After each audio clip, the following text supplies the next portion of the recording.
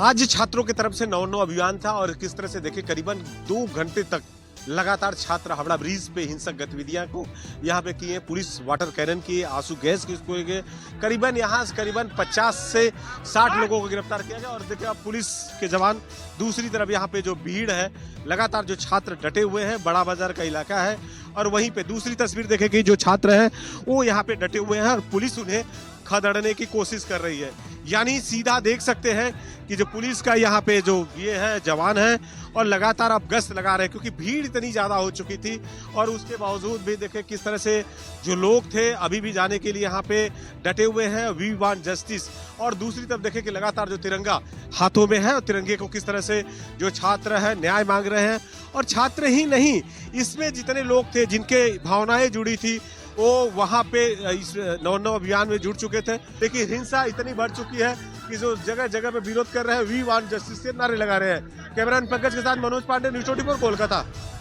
90 सीटों वाली हरियाणा के विधानसभा चुनाव में जेजेपी और एएसपी मिलकर चुनाव लड़ेगी। जेजेपी 90 में 70 सीटों पर चुनाव लड़ेगी तो एएसपी यानी आजाद समाज पार्टी 20 सीटों पर चुनाव लड़ेगी। दिल्ली के कॉन्स्टिट्यूशन क्लब में एक प्रेस कॉन्फ्रेंस के दरमियान दुष्यंत चौटाला और चंद्रशेखर आजाद ने अपने पार्टी के गठबंधन का ब्यौरा दिया। 90 विधानसभा सीटों वाली हरियाणा में 17 सीटें सुरक्षित है। लेकिन इसके पहले काशीराम और चौधरी देवीलाल की दोस्ती का हवाला देते हुए दुष्यंत चौटाला ने कहा कि जब जब दलितों के उत्थान की बारी आई है, उनका परिवार, उनकी सरकार पूरे साथ दलितों के साथ रहा है और मौजूदा होने वाले विधानसभा चुनाव में वो एएसपी के साथ मिलकर चुनाव लड़ेंगे। लेकिन इस बार के विधानसभा चुनाव में इनेलो और बसपा के गठबंधन को लेकर बीजेपी और कांग्रेस को लेकर भी तंज कसा और कहा कि इस बार के विधानसभा चुनाव में अभूतपूर्व और निर्णायक प्रदर्शन जेजेपी और एएसपी मिलकर करेगी। कैमरामैन जहांगीर के साथ ऋषिकेश कुमार, न्यूज़ 24 दिल्ली। झारखंड की राजनीति में पूर्व मुख्यमंत्री चंपई सोरेन को लेकर जो सस्पेंस बना हुआ था वो अब खत्म हो गया है। अब यह साफ हो चुका है कि पूर्व मुख्यमंत्री चंपई सोरेन अगले 30 तारीख को बीजेपी में शामिल होंगे। पिछले 2 दिनों से चंपई सोरेन दिल्ली में थे और कल चंपई सोरेन की मुलाकात गृह मंत्री अमित शाह से हुई, जिसके बाद यह फाइनल हो गया कि 30 अगस्त को चंपई सोरेन बीजेपी में शामिल होंगे। गृह मंत्री से मुलाकात हुई चंपई सोरेन की और जब यह साफ हो चुका कि आने वाले 30 अगस्त को वो बीजेपी में शामिल होंगे, उसके बाद तुरंत ही यानी बीजेपी के संपर्क में आने के बाद तुरंत ही चंपई सोरेन की जो सिक्योरिटी थी वो Z+ के तौर पर बढ़ा दी गई। चंपई सोरेन के सामने अब हेमंत सोरेन होंगे, इसीलिए झारखंड का चुनाव जो है वह पहले से ज्यादा अब दिलचस्प हो गया है। कैमरामैन ऋषि के साथ सौरभ कुमार, पटना, न्यूज़ 24। बसपा सुप्रीमो मायावती को एक बार फिर बहुजन समाज पार्टी का राष्ट्रीय अध्यक्ष चुन लिया गया है। आज कार्य समिति की बैठक में सर्वसम्मति से ये फैसला लिया गया। बहुजन समाज पार्टी की राष्ट्रीय कार्य समिति में आज देर देश भर से महत्वपूर्ण पदाधिकारी लखनऊ के बसपा कार्यालय में पहुंचे हुए थे। कार्य समिति में राष्ट्रीय महासचिव सतीश चंद्र मिश्रा ने मायावती को फिर से अध्यक्ष चुने जाने का प्रस्ताव रखा, जिसे पूरी कार्य समिति ने सर्वसम्मति से स्वीकार कर लिया। इस कार्य समिति ने यह फैसला लिया है कि आकाश आनंद पार्टी के राष्ट्रीय संयोजक के पद पर रहेंगे। बैठक में हरियाणा, महाराष्ट्र और जम्मू कश्मीर में होने वाले विधानसभा चुनाव के साथ यूपी में 10 विधानसभा सीटों पर होने वाले उपचुनाव को लेकर भी चर्चा हुई। पार्टी ने तय किया है कि वो देश भर में दलितों के बीच जाकर विशेष अभियान चलाएगी और उन्हें पार्टी से जोड़ेगी। मायावती 18 सितंबर 2003 से लगातार बीएसपी की राष्ट्रीय अध्यक्ष बनी हुई हैं और आने वाले चुनाव भी उनके अध्यक्ष रहते हुए ही लड़े जाएंगे। कैमरा पर्सन धर्मेंद्र कुमार साहू के साथ मानस श्रीवास्तव, लखनऊ, न्यूज़ 24। कथित शराब नीति घोटाले में बीआरएस नेता के कविता को सुप्रीम कोर्ट से जमानत मिल गई है। करीब 5 महीना सलाखों के पीछे रहने के बाद के कविता आज सलाखों से बाहर आ सकेंगे। सुप्रीम कोर्ट ने के कविता को जमानत देते हुए कहा कि निकट भविष्य में इस मामले में ट्रायल पूरी होने की संभावना नहीं है, इसलिए के कविता को जमानत दी जाती है। सुप्रीम कोर्ट ने के कविता को जमानत देते समय कुछ शर्तें लगाई हैं। मसलन के कविता जमानत पर रहने के दौरान इस मामले के गवाहों को प्रभावित करने की कोशिश नहीं करेंगी, देश छोड़कर नहीं जाएंगी। सुनवाई के दौरान उनके वकील मुकुल रोहतगी ने कहा कि इस मामले के मुख्य आरोपी मनीष सिसोदिया को कोर्ट पहले ही जमानत दे चुका है और मनीष सिसोदिया को जमानत देते हुए कोर्ट ने कहा था कि bail is the rule, jail is exception, और वो कानून, वो सिद्धांत के कविता पर भी लागू होता है। कोर्ट में ये भी बताया गया कि निकट भविष्य में, चूंकि जिस तरह से मनीष सिसोदिया के मामले में ट्रायल पूरा होने की उम्मीद नहीं है, वैसे ही के कविता के मामले में भी चूंकि मामला एक ही है, इसलिए ट्रायल पूरा होने की उम्मीद नहीं है। तो जब अब सुप्रीम कोर्ट ने के कविता को जमानत दे दी है और उन्हीं शर्तों और उसी तथ्यों के आधार पर दी है जो मनीष सिसोदिया के मामले में जो बातें थीं, जो लागू होती थीं, के कविता के मामले में भी वही बातें लागू हुई हैं, तो ऐसे में अब अरविंद केजरीवाल को भी जमानत मिलेगी, ऐसी उम्मीद अरविंद केजरीवाल और उनकी पार्टी को बढ़ गई होगी, क्योंकि केस भी वही है, तथ्य भी वही हैं। अरविंद केजरीवाल भी 5 महीना से अधिक समय से सलाखों के पीछे हैं और इस मामले में भी ट्रायल पूरा होने की निकट भविष्य में उम्मीद नहीं है। तो जब अगली सुनवाई होगी अरविंद केजरीवाल की जमानत की, तो अरविंद केजरीवाल और उनकी पार्टी को उम्मीद होगी कि सुप्रीम कोर्ट से उन्हें भी जमानत मिल जाएगी। कैमरामैन कालीकांत के साथ प्रभाकर मिश्रा, न्यूज़ 24 दिल्ली। राजस्थान में 6 सीटों पर होने वाले विधानसभा उपचुनाव को लेकर सरगर्मियां शुरू हो गई है। राजनीतिक दल अपने हिसाब से रणनीति बनाने और जमीनी आंकड़े तलाशने में जुट गए हैं। इसी के तहत राजस्थान कांग्रेस के वॉर रूम में आज देवली, उनियारा और खीवसर के कार्यकर्ता और पदाधिकारियों की बैठक हुई, जिसमें इन दोनों ही क्षेत्रों में होने वाले उपचुनाव को लेकर व्यापक चर्चा हुई कि पार्टी किस तरह से प्रत्याशी का चयन करेगी, क्या चुनावी मुद्दे रहेंगे और किस तरह से पार्टी को इस पूरे उपचुनाव में आगे बढ़ना है। राजस्थान कांग्रेस के साथ साथ बीजेपी ने भी अब इन सभी 6 विधानसभा उपचुनाव के लिए अपनी तैयारी शुरू कर दी है। इसके तहत बीजेपी के राजस्थान के प्रभारी राधा मोहन दास और पार्टी के नए प्रदेशाध्यक्ष मदन राठौड़ दोनों ही उपचुनाव वाले इलाके में जाकर अपने समीकरणों को समझने की कोशिश कर रहे हैं। तो कुल मिलाकर राजस्थान में सत्तारूढ़ बीजेपी के लिए ये 6 सीटों पर होने वाले उपचुनाव काफी मायने रखते हैं। श्रीवत्सन, जयपुर, न्यूज़ 24। बीजेपी फिर से अपने सभी सदस्यों को नए रूप से जोड़ने की तैयारी कर रही है। आज भाजपा के राष्ट्रीय महासचिव विनोद तावड़े ने बताया कि कोरोना के कारण पिछली बार सदस्यता अभियान सीमित था। इस बार 2 सितंबर को शाम 5 बजे पार्टी अध्यक्ष जेपी नड्डा खुद प्रधानमंत्री नरेंद्र मोदी को सदस्य बनाकर इस अभियान की शुरुआत करेंगे। बता दें कि पार्टी के अनुसार यह प्रक्रिया हर 5 से 6 साल में होती है।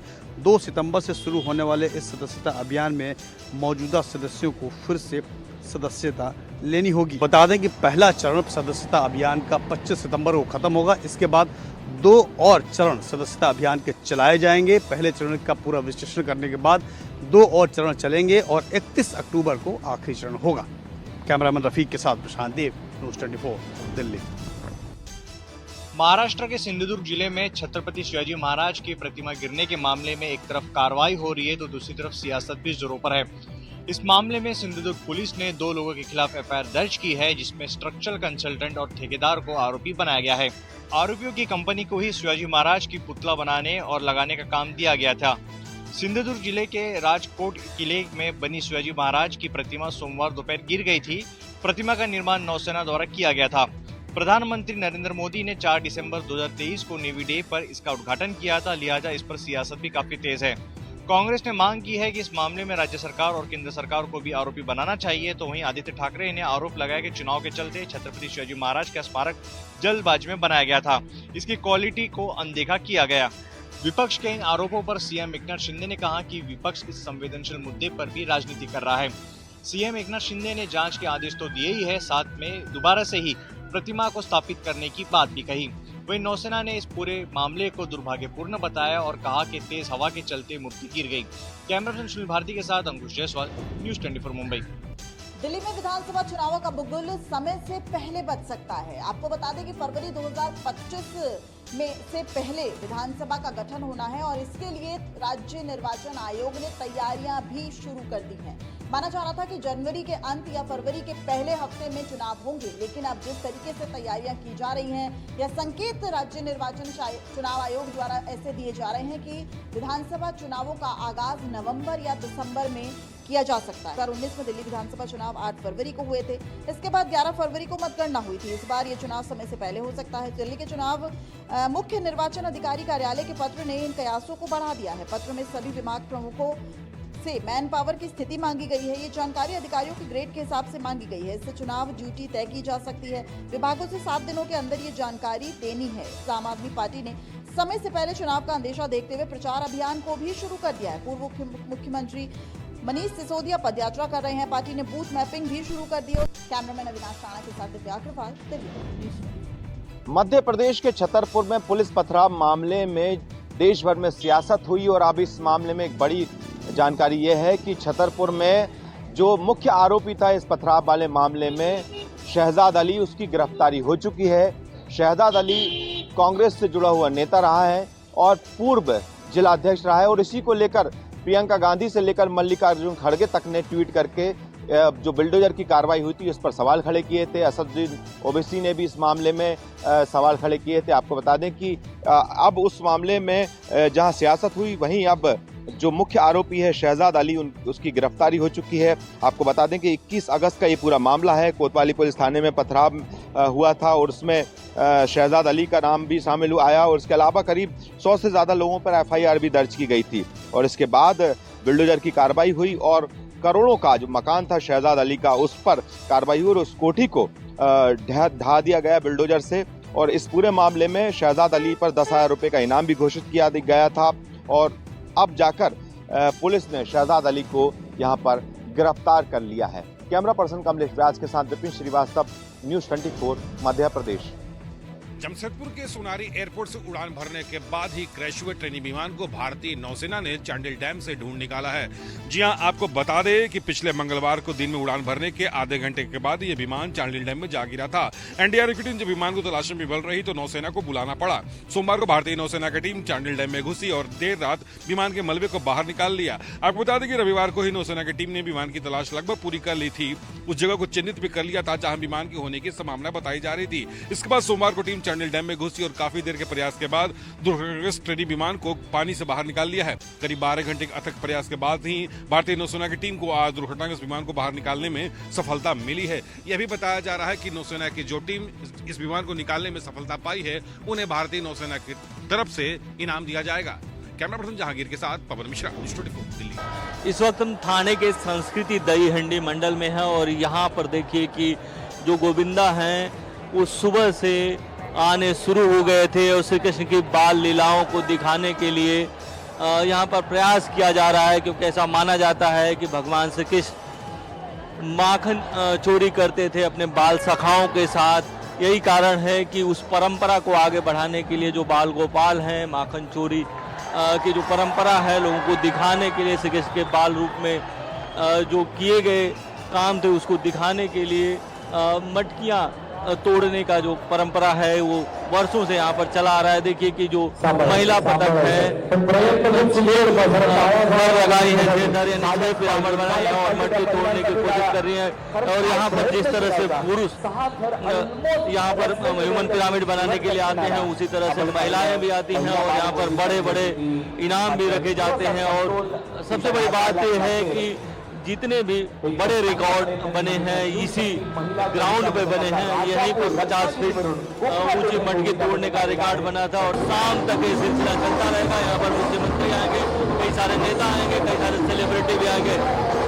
अंचल के साथ इंद्रजीत सिंह, न्यूज़ 24 थाने। मुंबई सहित पूरे महाराष्ट्र में दही हंडी की धूम है और इस बार त्योहार का राजनीतिक रूप भी देखने को मिल रहा है। थाने से लेकर मुंबई तक राजनीतिक पार्टियों ने बड़े बड़े आयोजन किए हैं। थाने में शिंदे के नेतृत्व वाली शिवसेना ने तो मुंबई में भारतीय जनता पार्टी की ओर से बड़ा आयोजन किया गया है।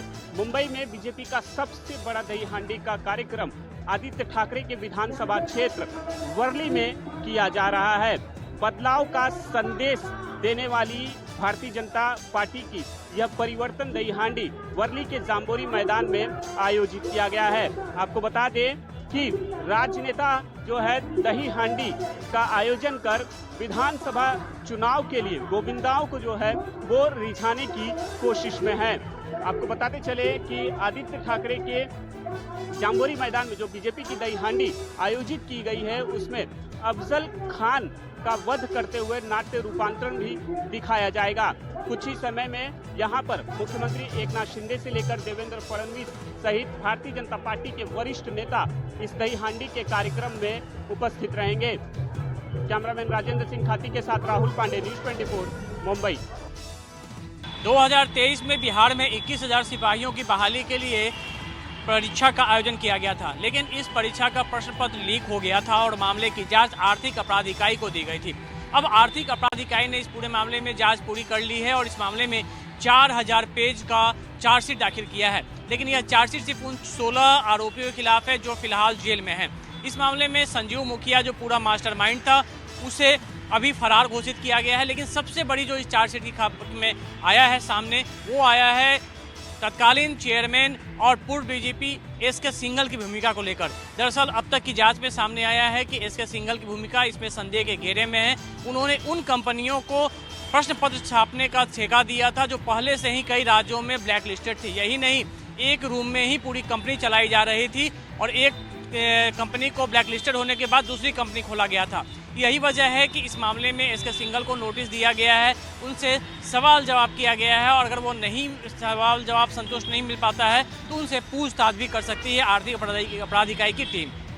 कैमरामैन निशिनाथ के साथ अमिताभ ओझा, पटना न्यूज़ 24। गृह मंत्रालय द्वारा आज केंद्र शासित लद्दाख के लिए बड़ा ऐलान करते हुए कहा गया कि लद्दाख इलाके को 5 और डिस्ट्रिक्ट मिलने वाले हैं। जहां अभी तक लद्दाख में केवल 2 लेह और कारगिल डिस्ट्रिक्ट होते थे, वही इन 5 डिस्ट्रिक्ट के जुड़ने से गृह मंत्री ने खुद जिसका ऐलान किया, कहा कि इस पूरे क्षेत्र में जो विकास के कार्य है वो और रफ्तार के साथ आगे बढ़ेंगे और पूरे लद्दाख इलाके में विकास कार्यों और दूसरे डेवलपमेंट वर्क्स को बढ़ावा मिलेगा। इन नए 5 डिस्ट्रिक्ट से जो लेह इलाके में 3 चांगथांग, डोबरा और शाम बनाए जा रहे हैं और वही कारगिल में ज़ंस्कार और द्रास को नए डिस्ट्रिक्ट के रूप में रखा गया है। कुल मिलाकर अब इस क्षेत्र में 7 डिस्ट्रिक्ट काम करेंगे। कैमरामैन रशीद के साथ आजूका श्रीनगर, न्यूज़ 24। गुजरात में पिछले 3 दिनों से जारी जल प्रलय के चलते लोगों का जीना हुआ मुहाल। राज्य के सभी जिले हैं रेड अलर्ट पर। भारी बारिश के चलते राज्य में सभी अधिकारियों और कर्मचारियों की छुट्टियां रद्द की कर दी है। सतर्कता के तौर पर पूरे राज्य में प्राइमरी स्कूल और कॉलेज भी बंद कर दिए गए हैं।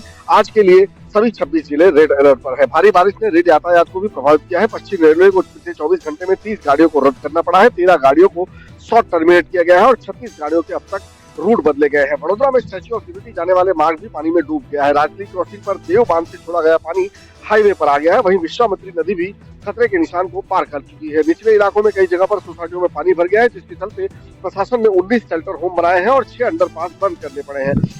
राज्य में एसडीआरएफ की 13 और एनडीआरएफ की 22 टीमें तैनात की गई हैं। अब तक राज्य में 17,887 लोगों को स्थानांतरित और 1653 लोगों को रेस्क्यू किया गया है। राज्य में हाल में सूरत, नवसारी, वलसाड़, तापी, डांग, छोटा उदयपुर जिलों में कुल 523 सड़क मार्ग बंद कर दिए गए हैं। सौराष्ट्र के कई डेमों के ओवरफ्लो होने की तस्वीरें भी सामने आई हैं। वहीं छोटा उदयपुर व सीहोर पर बना हुआ पुल भारी बारिश के चलते क्षतिग्रस्त हो गया है। मुख्यमंत्री भूपेंद्र पटेल ने तमाम अधिकारियों के साथ बैठक कर सभी अधिकारियों को जरूरी दिशा निर्देश दिए हैं और जरूरत पड़ने पर सेना की मदद लेने की भी बात की गई है। कैमरा साथ भूपेंद्र सिंह, अहमदाबाद, न्यूज़ 24। यूपी के जनपद बहराइच में आदमखोर भेड़िए का आतंक लगातार जारी है। उसने अभी तक कई लोगों को अपना शिकार भी बनाया है। उत्तर प्रदेश के बहराइच जिले में आदमखोर भेड़िए का आतंक जारी है।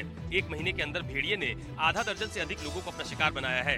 इलाके में एक के बाद हो रही मौतों से लोग दहशत में हैं। पुलिस प्रशासन, वन विभाग के साथ अब बीजेपी के विधायक भी मोर्चा संभालते हुए नजर आ रहे हैं। वो स्वयं रात में राइफल लेकर गाँव वालों के साथ गश्त करते दिखाई दिए हैं। फिलहाल वन विभाग की 20 टीमें आदमखोर भेड़ियों को पकड़ने में जुटी हुई है। कैमरा पर्सन धर्मेंद्र साहू के साथ अशोक तिवारी, लखनऊ, न्यूज़ 24। केंद्र सरकार का दवा कंपनियों को बड़ा झटका। 156 एफडीसी दवाओं पर लगाया गया प्रतिबंध।